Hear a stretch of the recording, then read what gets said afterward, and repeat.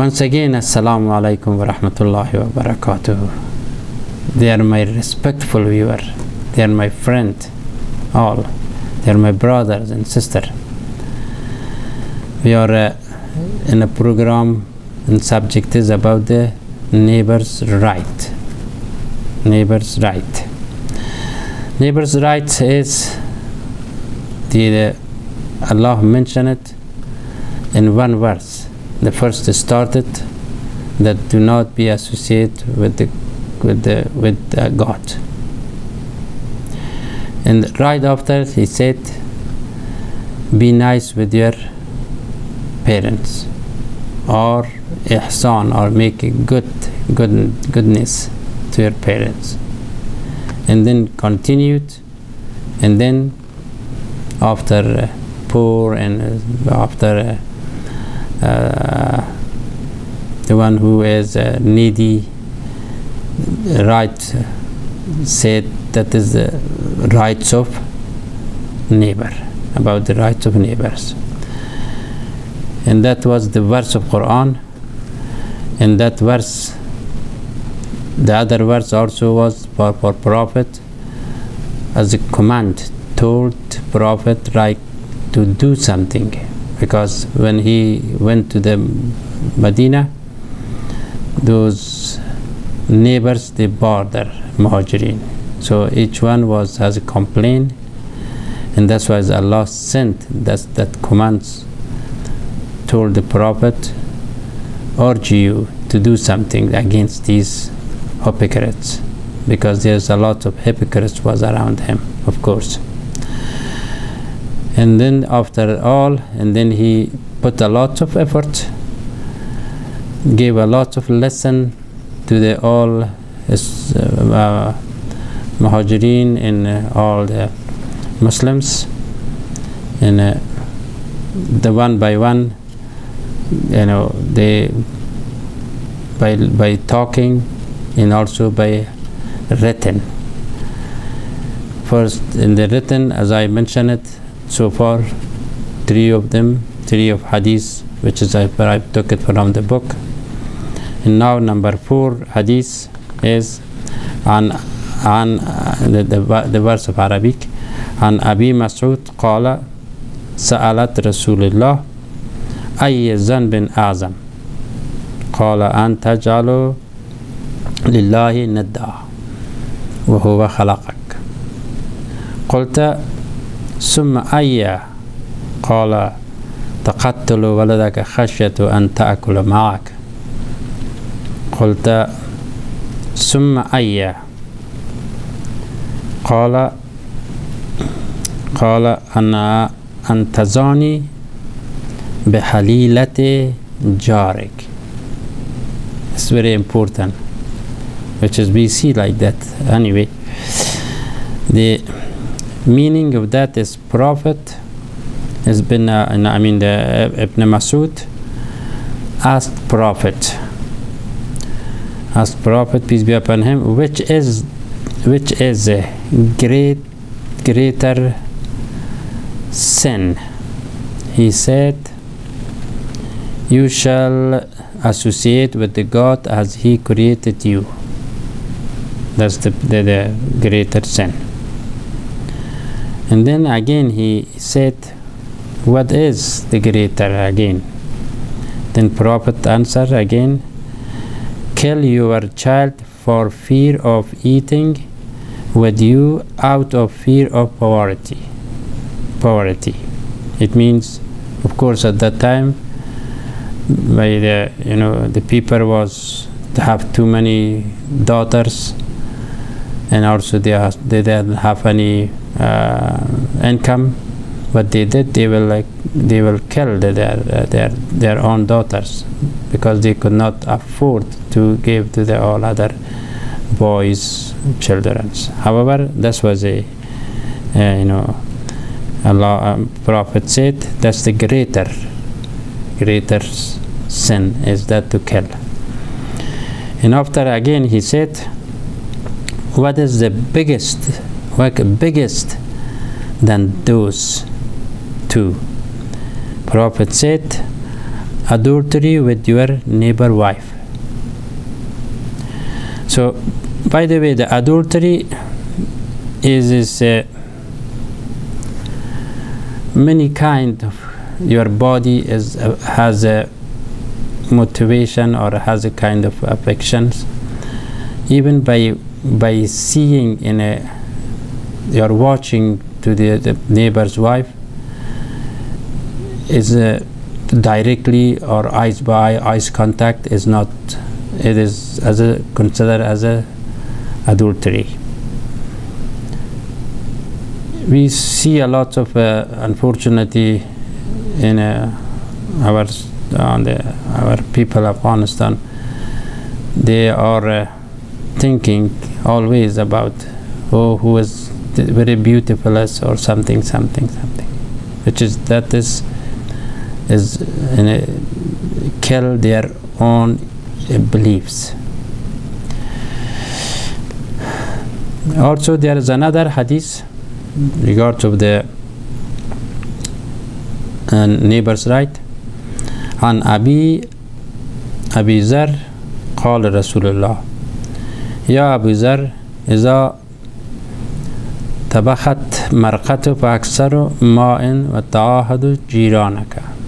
It means, he said, if you tabkhat, it means something you cook in your soup for yourself. You have to put more water on it, little bit more water, give to their neighbors. You remember your neighbors, because the neighbor has a right on you. And it is also one of the neighbor's rights that the gift of one's neighbor is never deplored, because when the gift is not not too much valuable, but still you have to accept it, because a neighbor gave to you. At the same time, you have to give to neighbor whatever you can, as anything that you see the neighbor, give him some, like a pen, like anything this is a gift. Gift is not from the Islamic point of view, but of a very valuable purpose, such a friendship and affection, or reminder of one another. The another hadith narrated from Abu Huraira, عن أبي هريرة قال رسول الله يا نساء المسلمات لا تحقرن جارة لجارتها ولو فرسا شاء. So, O Muslim woman, never despise your neighbor's gift, and if it is sheep of poison, shoes of sheep, even is that, but you have to give to or take it, because the gift is bring the very love, bring respect to each other, the neighbor. From the point of Islam, ihsan, which is for parents, is in help or not limited to the Muslim neighbors only, but the infidel neighbors who has surrounded to the Islamic state system and has no war with the Muslims, has all the benefits and the rights of a neighbor. It means your neighbors, if it does not bother you as religiously or a kind of politicians or those things, just consider about just like a neighbor that you have all the 10 rights you have to do for them. There's another hadith here عن أبو هريرة النبي قال والله يؤمن والله يؤمن والله يؤمن قيل من يا رسول الله قال الذي لا يأمن جار بوائقه. Abu Huraira is narrated from the Prophet said he does not, the one in somebody, swear by God he does not, swear by God he does not be a believer who would someone whose neighbor is not safe from him. Someone is not safe from him, not safe from his wickedness. And then it's another hadith. The wickedness is very bad, like real bordering. And there is another hadith on Anas أن رسول الله صلى الله عليه وسلم قال لا يدخل الجنة من لا يأمن جار بوائقه. Anas narrated that Prophet, peace be upon him, said, there is no one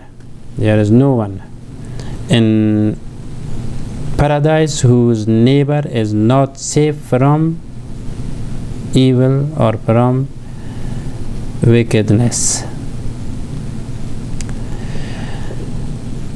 No one in paradise. Anyone has the mischievous to the neighbors, border the neighbors, he never meet paradise. Do not harass neighbors. Do not harass neighbors. What is that? Harassment? Harassment is a general concept and has many different types. The most notable of which are adultery, theft, espionage, slander, murder, slapstick, blasphemy, ridicule, beating, garbage dumping in a front of door, and anything that annoys to the neighbors.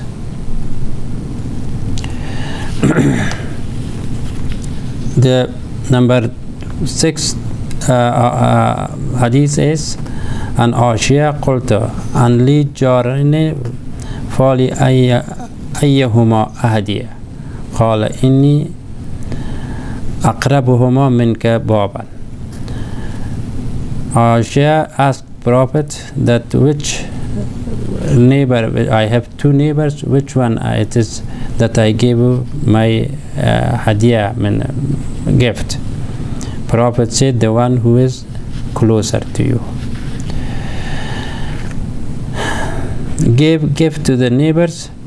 Neighbor esteems and respect have no boundaries, but the smallest kind of mercy can bring happiness to the world and the hereafter. Do with the gift of giving some salvation and so on. So these are all about the rights of neighbors that the prophets put it in hadith and also in taqreer. May Allah accept our effort, and may Allah bless you that inshallah we will we will come back next week with another subject, first in Farsi, and inshallah next will be again a translation. May Allah help you and you have a good time and stay warm inshallah. Assalamu alaikum.